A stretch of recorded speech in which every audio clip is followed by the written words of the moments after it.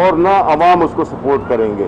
اس لیے ان کی جو APC ہے اس میں سے ہمارا تو کوئی تعلق نہیں ہے، لیکن اگر نیگوسیشن ہوگی تو وہ ہمارے بنیادی نظریے پہ ہوگی. یہ نہیں ہے کہ ایک ادارہ جس طرح کے جتنے مجرم ہیں وہ کہیں کہ جی جیلوں کو بند کر دیں. یہ تو اسی طرح کی بات ہوئی. تو ہمارا مقصد یہی ہے کہ ہم نے اس ملک کو دیکھیں، یہ ملک بہت ہی اس نے نقصان اٹھا لیا ہے. یہ ماضی کی حکومتوں میں سیاسی فائدے پہنچانے کے لیے انہوں نے ملک کے فائدوں کو قربان کیا ہے.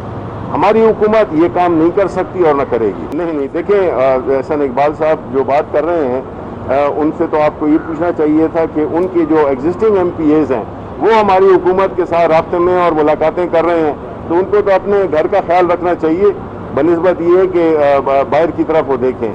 ان کے تو اپنے لوگ ابھی ان کو چھوڑنے ہیں، ان رابطے میں ہماری ادھر ہماری لیڈرشپ کے ساتھ.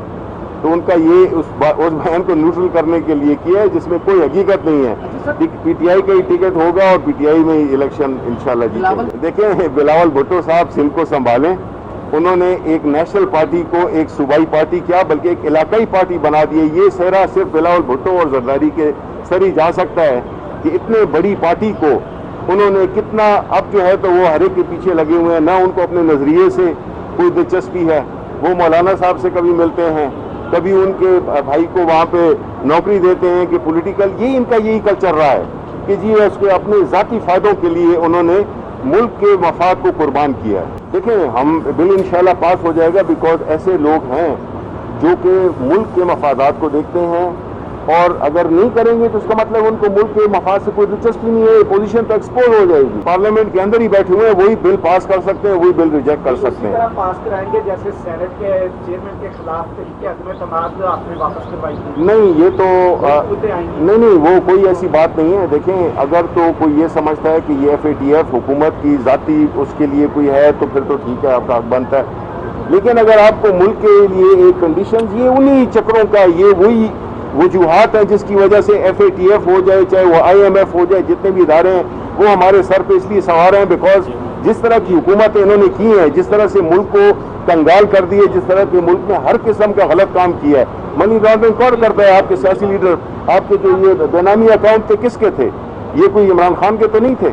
یہ انہوں نے اس حالت میں پہنچایا کہ آج ہمیں باہر کے لوگ کہتے ہیں کہ جی آپ نے یہ کام کرنا ہے. اس ملک کی پچھلے 30 سالوں سے اس کی ہر ادارے کو آپ نے تباہ کر دیا، ہر اکانومی کو آپ نے تباہ کر دیا. تو ظاہر ہے کہ اس کی پھر اثرات تو ہوں گے نا. یہ تو نہیں ہوتا کہ ایک حکومت بدل جائے، وہ بٹن دبائے 2 سالوں میں سارے ملک کو بالکل ٹھیک کر دے. ہم اپنی اس کمٹمنٹ پہ قائم ہیں کہ ہم نے نہ تو کوئی NRO دینا ہے ان کو، چاہے اس میں بے شک ہماری حکومت چلی جائے. ہم نے اپنے اصول کو اور اپنے نظریے کو نہیں چھوڑنا. یہ ہمارا دونوں کام اہم ہیں. ایک وجہ ہے اس سارے ان حالات کی جس میں کہ آپ کی انسٹیٹیوشنز کام نہیں کر رہی.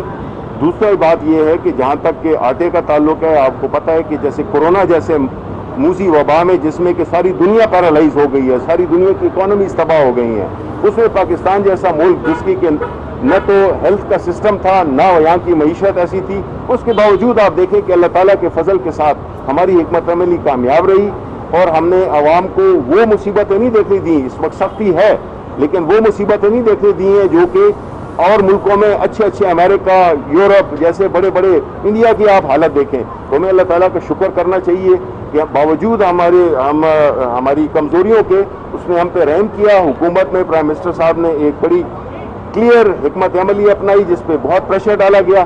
تو اس سے ثابت یہی ہوتا ہے کہ عمران خان پریشر نہیں لیتا، چاہے وہ اپوزیشن ہو یا کوئی بھی ہو.